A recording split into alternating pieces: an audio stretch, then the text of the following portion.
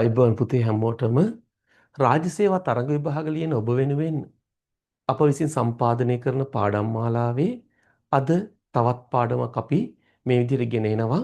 ඔබට සිද්ධාන්ත සහිතව සරලව පැහැදිලිව ගැටලුව තේරුම් ගන්න පුළුවන්.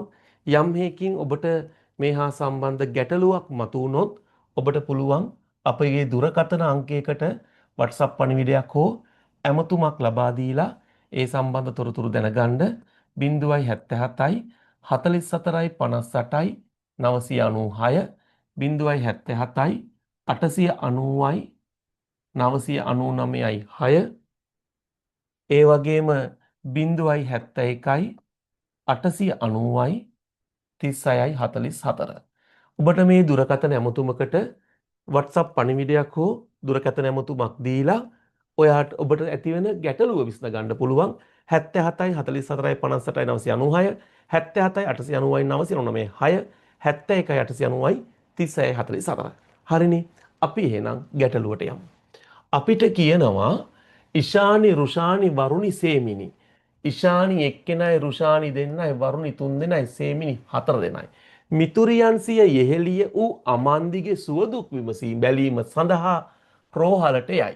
ඔන්න හතර දෙනා රෝහලට යනවා.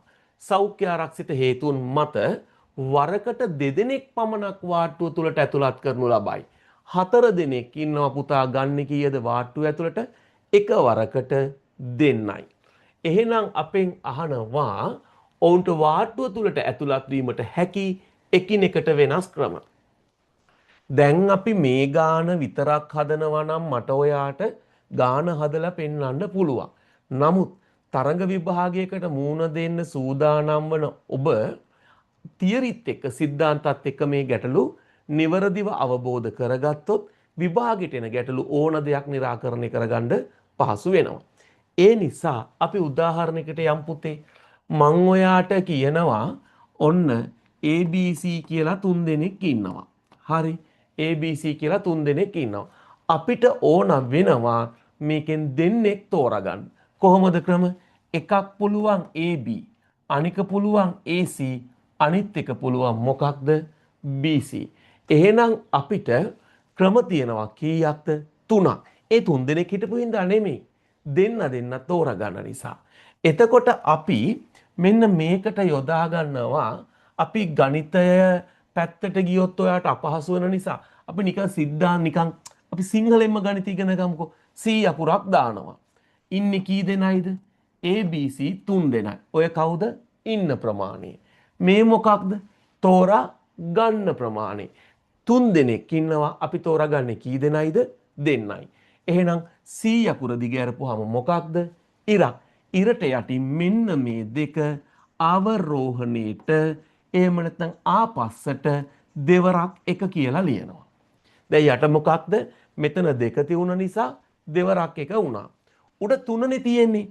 උඩ තුන තියෙන නිසා තුන් වරක් දෙක ගන්නවා. දැන් ඔයාලට ප්‍රශ්නයක් එනවා. මෙතන නම් එකතෙක් ලිව්වා. නමුත් ඇයි එක ලිව්වේ නැත්තේ? මේකයි කාරණේ. යට ඉලක්කම් දෙකක් ලියවෙනවා නම් උඩත් ඉලක්කම් දෙකක් ලියන්න.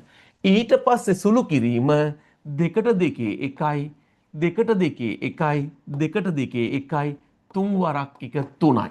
එහෙනම් ඔයාට සිද්ධාන්තය මනසට වැටෙන්න ඇති. තුන් දෙනෙක් ඉන්නවා නම් දෙන්නෙක් තෝරන්නේ කොහොමද? C අකුර දැම්ම උඩින් 3යි යටින් 2යි. කොහොමද ඉස්සරලා ලිව්වේ? C අකුර දිග ඇරපුවාම මොකක්ද? ඉරක් කිව්වා. මෙන්න ඉර. ඉරට යටින් දෙවරක් 1යි, ඉරට උඩින් 3 වරක් 2යි.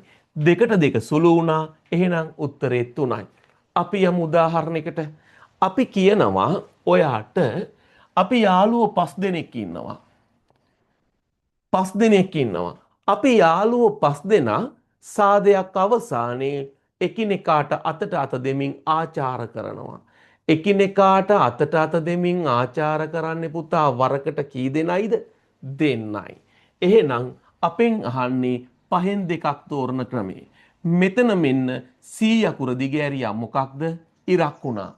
ඉරට යටින් කොහොමද? දෙවරක් එකයි. ඉරට යටින් කොහොමද? දෙවරක් එකයි. ඉරට උඩ පහනේ තියෙන්නේ C අකුරේ උඩ. ඒ නිසා පස් වරක් කීයද? 4යි. ඇයි?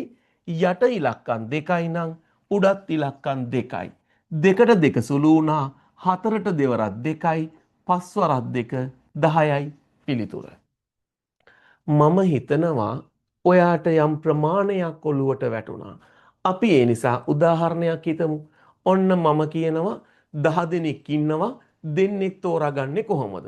නැත්තම් 10 දෙනෙක් ආවා සාදයකට සාදේ අවසානයේ එකිනෙකාට අතට අත දෙන්නේ කොහොමද? කොහොමද පුතේ හිතන්න? C අකුර දැම්මා හරි නේද? C අකුරට උඩින් මොකක්ද?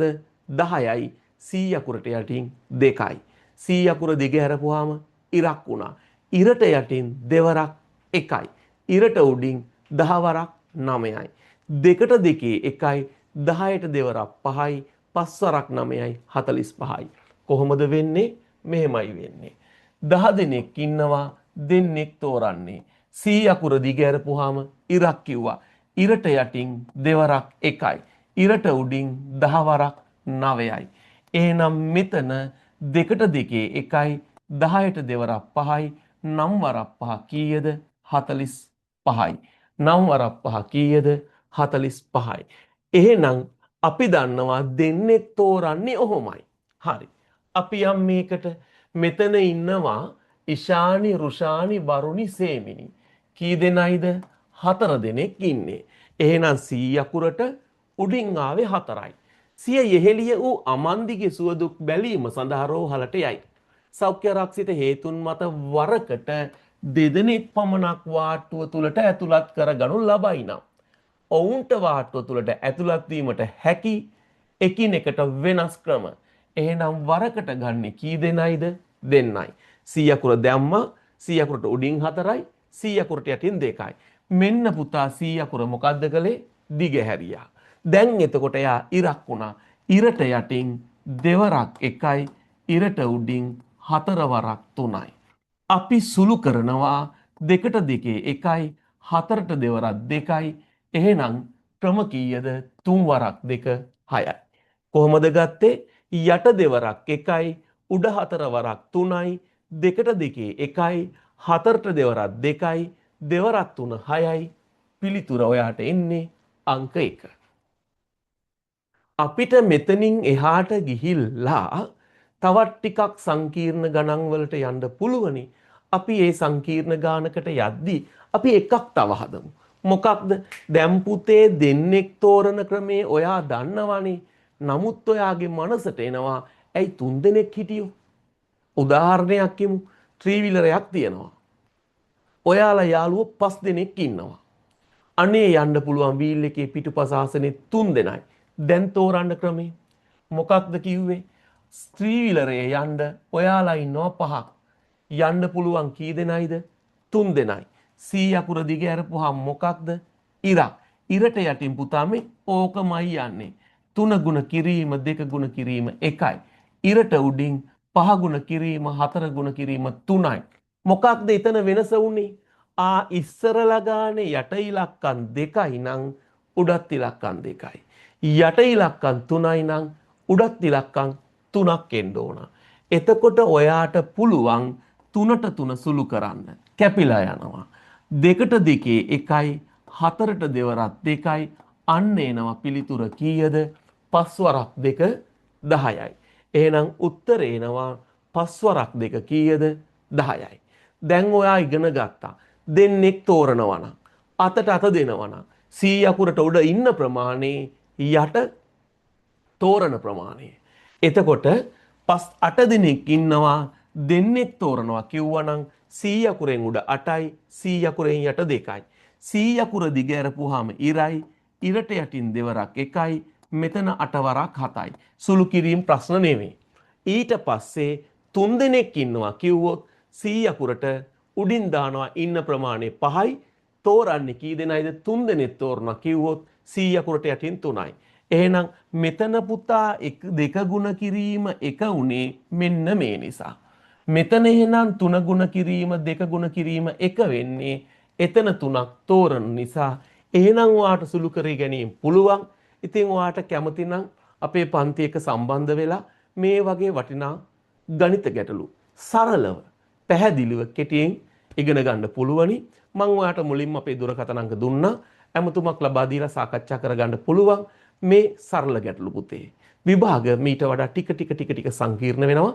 ආන් ඒ සංකීර්ණ ගැටලු අපි සරලව විසඳමු. ඔබට ආයුබෝවන් දුසරණයි.